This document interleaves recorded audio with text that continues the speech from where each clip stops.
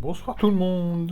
Bon, nous sommes lundi et comme vous pouvez constater, je suis en train de télécharger seulement maintenant la vidéo que j'ai fait sur les deux ninjas qui sont apparus donc mercredi, ouais mercredi. Enregistrement que j'avais dû faire, je pense jeudi en fin de journée et que j'ai jamais pris le temps en fait de la mettre en ligne. Donc je suis navré, mais effectivement ça arrive un peu tard. L'événement est terminé. Mais nous avons d'autres héros et costumes à regarder ensemble. Alors, qu'est-ce que nous avons? Ah bah non, il n'y a même plus les costumes. Oh là là. Il y avait les costumes de la saison 4 qui étaient présents là, donc ça s'est terminé ce matin. Euh, alors, qui c'est qu'on avait eu? Ouais, c'était bien la saison 4, c'est ça. Il y avait le costume de Crève Crush, qui est un excellent héros hein, de base. Crève Crush, très intéressant puisqu'il permet d'empêcher donc les résurrections et les effets de résurrection futurs. Par contre, le costume, clairement, il est pourri, hein. Aucun intérêt par rapport à la version de base. Enfin, si, il y a un intérêt, c'est le bonus de costume. Mais sinon, la CS, aucun changement. Euh, il y a juste. C'est même pire d'ailleurs de mémoire. C'est-à-dire qu'avant, l'effet donc d'empêcher les résurrections, etc., ça devait durer 4 tours, un truc dans ce genre-là. Et c'est passé à 3 ou en tout cas, ça durera un tour de moins. Donc, ce qui rend finalement la version costumée beaucoup moins intéressante. Maintenant, voilà, pour ceux qui obtiennent Crève Crush actuellement avec le costume, ça reste un héros quand même assez intéressant et davantage à utiliser la version non costumée plutôt que la version costumée. Bref, je suis désolé, je pensais que ça y était encore et au final ça y est plus. Bon, alors par contre aujourd'hui nous avons deux portails à aller regarder ensemble. Alors celui de la Taverne des Légendes, il n'y a rien de nouveau, hein.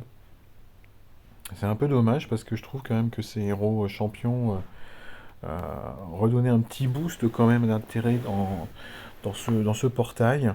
Mais ça fait un petit bout de temps maintenant qu'ils nous en ont pas sorti un nouveau. Bon, j'irai faire mes deux invocations lorsque j'aurai terminé de faire la taverne. Par contre, on a le portail donc, des gobelins avec un héros qui n'est pas un gobelin, c'est encore une fois un garde de la garnison. Ça fait un petit bout de temps maintenant qu'on n'a pas eu de nouveaux gobelins, hein. Parce que ouais, dans Shimmerske, c'est également un garde de la garnison. En fait, je me demande si le dernier gobelin, c'était peut-être pas Roquette, ça se trouve. Au Grimsteel peut-être. Ouais, ouais, ça fait très très longtemps maintenant hein, qu'ils nous ont pas fini à nouveau. Bref, donc là, à la une, nous avons Pipe, qui est sorti le mois dernier, de mémoire. Un héros à la Zelda. Et puis nous avons donc le petit nouveau, c'est Dima. Encore un héros rouge, hein. Franchement, on est bombardé de héros rouges, je trouve, en ce moment, en 5 étoiles. Bon, la puissance, 1103, bien évidemment, ça continue d'augmenter. Le pouvoir d'éther, c'est l'augmentation d'attaque, ça tombe bien, et il tape plutôt fort, le pépère. C'est un barbare, ok. Les passifs, c'est toujours le même, hein, qui résiste, enfin non, il résiste pas, excusez-moi.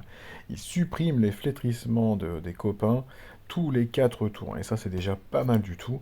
Et puis, même chose, hein, toujours le même passif aussi, la résistance à réduction de mana directe. Donc, tous les héros, allez, on va en parler de quelques-uns qui sont assez courants, les Lixiu, les Chao, pour les plus courants. Les sbires de Waterpipe ou de Dame du Lac, le truc là pas du gobelin, mais de la gargouille verte là, les ballons de volée ou je sais pas quoi là. Je pense qu'il retire aussi du mana. Ouais, tout ça, ça marche pas contre lui. Alors, ses stats, 1161 d'attaque, 1083 de défense, 1924 points de vie.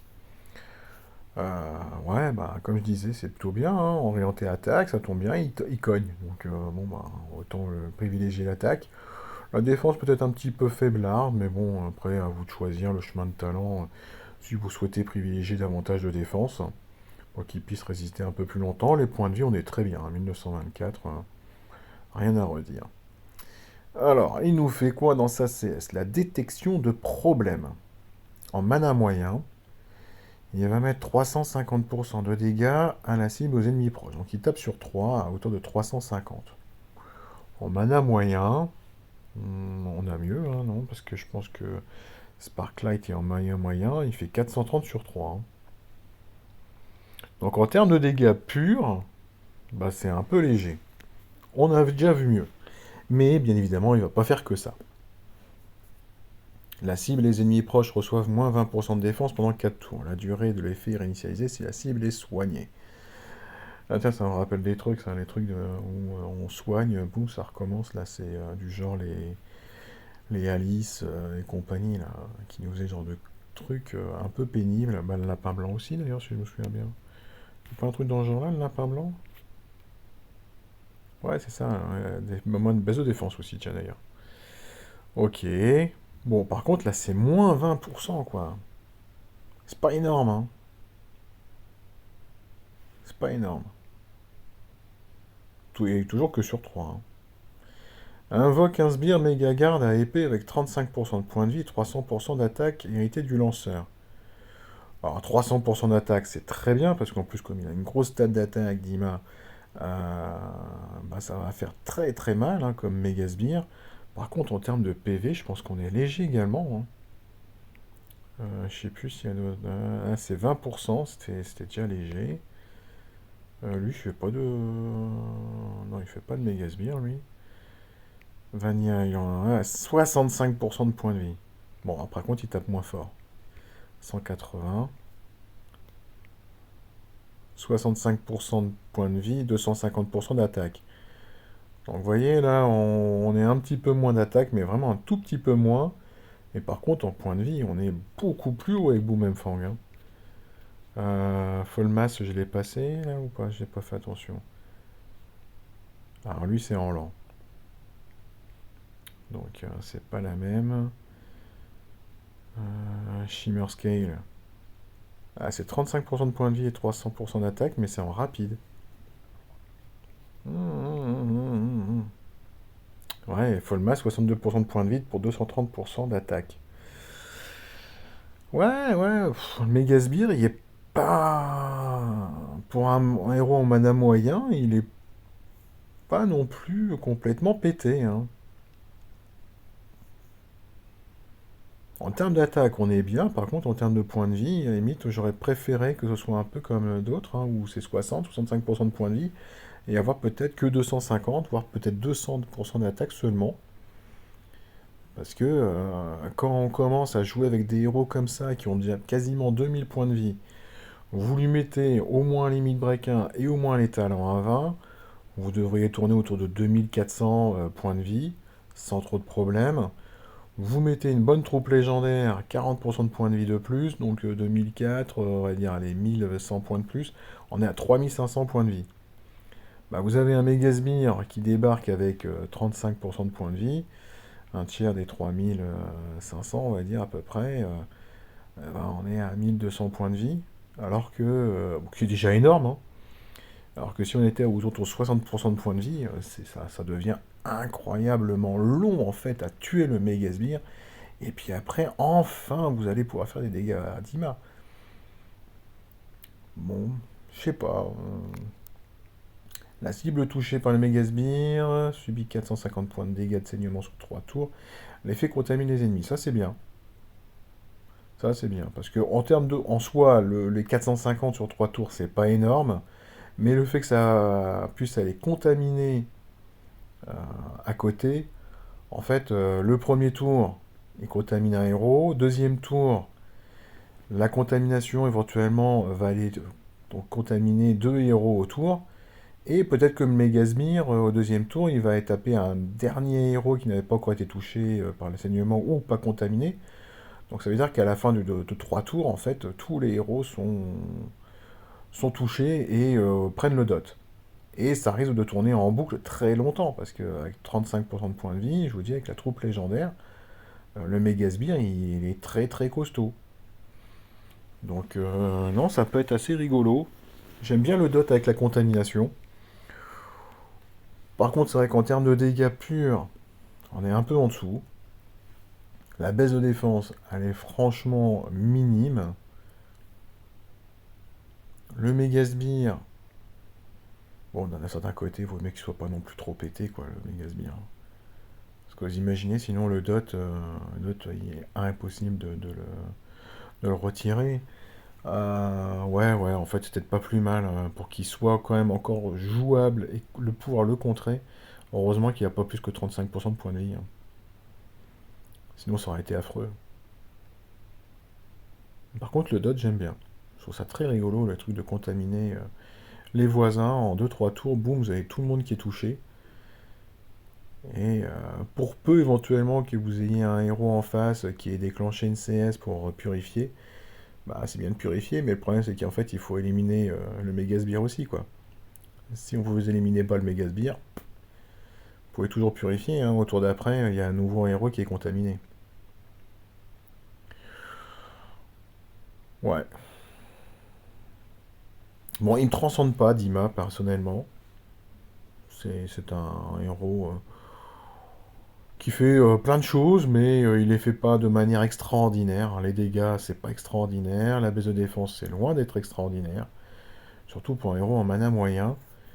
Le Megasbire, pour le coup, par contre, il est sympatoche. Mais il y a un peu que ça qui est sympatoche. Ouais, je suis pas transcendé, mais bon, voilà, il existe. Dima, maintenant, il existe, il est là. Qu'est-ce que je peux vous dire d'autre? Bah, pas grand-chose. Sur ce portail-là, ouais, j'ai une invocation. On peut la faire invocation, on sait jamais, sur un malentendu. Hop, on va aller charger ça. On fait deux trois là. Allez, on essaye, on verra bien. Sur un malentendu. Ah, ce sera pas Dima déjà. Oh bah non, il stack. Oh, oh, ça me fait tellement plaisir. Je suis bête, j'aurais dû le faire demain. J'aurais pu voir peut-être le nouvel HOTM. Bref, allez, je vous mets en pause. Je vais chercher quelques petites choses sur le forum là pour parler du calendrier d'octobre. A tout de suite. Voilà, je vous reprends. J'ai été regarder donc sur le forum. Il y a Eliotti qui nous a mis ses prévisions donc pour le mois d'octobre. Alors bien évidemment, là il reprend les événements en cours également. Donc Morlovia, le Pick-up Summon Station à Radia, ok, la tour des ninjas c'est fait. Les souterrains, ah oui, avec Serra Costume aussi. Ouais, je me souviens plus, mais par contre Crève Crush il m'a vraiment marqué en me disant, mais franchement, la version costumée, vraiment pas terrible. Le village gobelin, c'est actuellement le raid, ok, la taverne des légendes, ok. Les troupes, on est actuellement. Donc demain, nous avons le nouveau HOTM, c'est Zidane. On verra ça tranquillement. Ensuite, la guerre des trois royaumes devrait revenir pour 5 jours, bien évidemment. Le premier jour, c'est la phase d'enregistrement. Nous avons Guan Yu costume en nouveau. Tang, Sansang et Kao Kao costume. Rien de nouveau en plus. Donc Guan Yu costume, c'est le seul et unique petit nouveau. Guan Yu, c'est un héros vert hein, qui à l'époque tapait bien. Franchement, je l'ai et je l'ai longtemps utilisé, qui faisait en plus une baisse de défense qui augmentait en fonction du nombre de sbires que l'adversaire avait, si je me souviens bien. Bref, il était pas dégueu comme héros. En termes ouais, de frappe, en tout cas de dégâts, il était pas mal du tout. Maintenant, moi, je ne sais franchement pas si je vais m'enregistrer sur la guerre des trois royaumes. Ça m'a franchement mais dégoûté la dernière. On passe quand même beaucoup de temps à faire ces 12 frappes là. Et quand on se rend compte qu'à côté de ça, bah, il y a d'autres personnes qui n'ont strictement rien à foutre et que vous n'avez aucun moyen en fait de les secouer. Bref, on verra bien. Le concours des éléments, on est sur du vert avec un nouveau héros, c'est Muctus. Vu son nom, je pense que ça va être encore un truc là, des slimes, là, je sais pas quoi, comme Fungustine et compagnie là, qui ont des passifs et des bonus de famille complètement bons, mais vraiment bons. Euh, je kifferais franchement réussir à en choper un là, de ces trucs là. Bref, un jour peut-être. Les dunes reviennent à la fin de la semaine avec un nouveau costume, c'est celui de Papyros. Alors Papyros est un très très bon héros de la saison 5, quand il est sorti. Je l'ai obtenu, hein, quasiment à la fin de la saison, je l'ai obtenu, et bah, j'ai eu beaucoup, beaucoup, beaucoup d'autres héros en fait à améliorer que j'ai mis en priorité avant Papyrus. Finalement, moi j'ai Papyrus que je n'ai jamais amélioré. La chambre des costumes. Voilà, alors, ils annoncent enfin le toon de Cadillac, c'est le dernier en 5 étoiles. Bon, bah, on verra bien ce que va donner sa CS, hein. Est-ce qu'il y aura des esquives ou pas? Parce que comme le faisait remarquer quelqu'un le mois dernier sur cette attente autour de Cadillac costume, c'est vrai qu'en général, les toons, ce sont des versions bien améliorées de la version de base du héros. Et dans la version de base, Cadillac ne fait pas d'esquive, hein. Donc, ouais, est-ce qu'il y en aura? Il n'y en aura pas. On verra. Après, si c'est simplement déjà pour pouvoir renforcer davantage les stats de Cadillac, c'est toujours bon à prendre. Le tournoi de la semaine suivante, Buff Booster pour les héros épiques, donc 4 étoiles, pas de jaune, donc les sombres vont être à l'honneur. Je pense que Sharkai pourrait peut-être tirer son épingle du jeu pour le coup là, tiens. Un titan mythique, bon ça m'éclate pas moi personnellement, mais bon je sais que beaucoup d'entre vous appréciez quand même cet événement. Nouvelle quête d'alliance, avec aucun nouveau héros. Cecilia, Armel, Teddy. Ils ont quelques mois déjà quand même ceux-là, hein. Bon, on verra bien. Peut-être qu'on aura une surprise. Après, au mois de septembre, nous avons bien eu une quête d'alliance là avec les mousquetaires. Il n'y avait aucun nouveau héros non plus. Et puis là, c'est encore plus vieux que les Cécilia, Armel et Teddy, hein. On verra.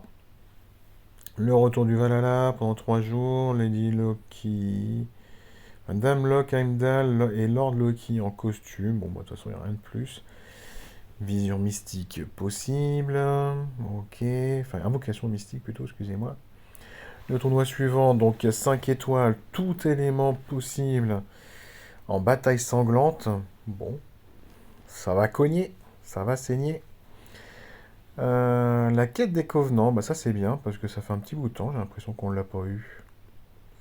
Les elfes astro, les Monwoon, Hammerclank, pas de nouveaux héros. Par contre, Yoti indique qu'il y avait quand même un nouveau héros qui devait être certainement mis en bêta, c'est Cosmic Speaker. Cosmic Speaker. Donc peut-être interviendra-t-il, on verra bien. Atlantis, bon, voilà, il n'y a aucun intérêt dans cet événement-là. Le festival Défi 2. Alors là, franchement, de voir revenir cet événement-là, ça serait quand même une grosse, grosse surprise. D'ailleurs, donc, Eliotti nous l'indique, hein, il va certainement être rechangé pour un retour du sanctuaire. Parce qu'il y a des nouveaux héros qui sont également en bêta. Von Rhein, là, et Vincent. Donc, bon, après, moi, j'aime bien le festival défi. Quel qu'il soit, c'est toujours rigolo. Les récits inédits avec Atlantea, Gestat, costume et Gellert. Pas de nouveaux costumes, moi je serais quand même très surpris aussi qu'il n'y ait pas de nouveaux costumes là. Il y a quand même un paquet de héros 5 étoiles qui n'en ont pas. S'ils en mettent pas, ce serait quand même une grosse, grosse mauvaise surprise. Le tournoi, 3 étoiles, Rush Attack, pas de héros bleus. Bon, bah écoutez, pourquoi pas. C'est pas ça va pas m'éclater, moi. Et bon, tant pis, c'est comme ça. Pop, pop, pop, pop, pop, pop, pop, pop. Une tour des chouettes. Ça c'est rigolo, tiens aussi. Fulvia, Relius, Timius, pas de nouveaux héros. Mais bon, il y a Pertinax également qui était en bêta, donc devrait y arriver. Underwild, Crève Crush costume encore, tiens. Akorok, Zenobia, pas de nouveaux héros. Ouais, surtout que Akorok, comme il dit, effectivement, il y a déjà un costume. Par contre, c'est pas indiqué que le costume. Ce serait quand même très surprenant. La chambre des costumes, une nouvelle fois, mais bon, on est quasiment au mois de novembre là, hein. Enfin, Toontor, ouais, Leonidas Thorn. Pas de nouveaux héros, mais bon.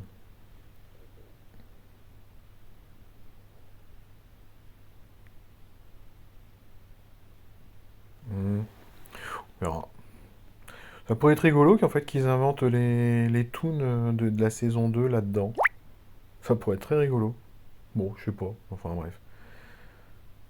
Disons qu'il va falloir qu'ils nous inventent quelque chose pour la chambre des costumes, pour Atlantis, pour Underwild et le Valhalla, hein, parce que là, très honnêtement, même les versions Toon, elles sont larguées, hein.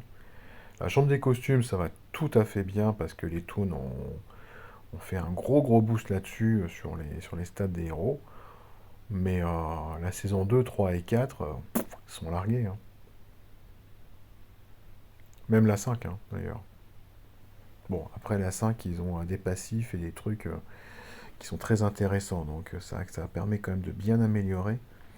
Mais au niveau stats, ça devient compliqué. Encore une taverne des légendes. Eh ben. Alors, comtesse des éléments, le bleu, Nilora, Jolt. Ouais, bah Slimgo, bien sûr, ils vont encore mettre un truc là, comme Fungustine et compagnie, hein. Bref, et puis après, c'est le mois de novembre. On va arrêter d'en parler. Je voulais vous toucher un mot aussi, parce qu'ils nous ont annoncé également quelques petites nouveautés à venir, hein. C'est pour les GDA.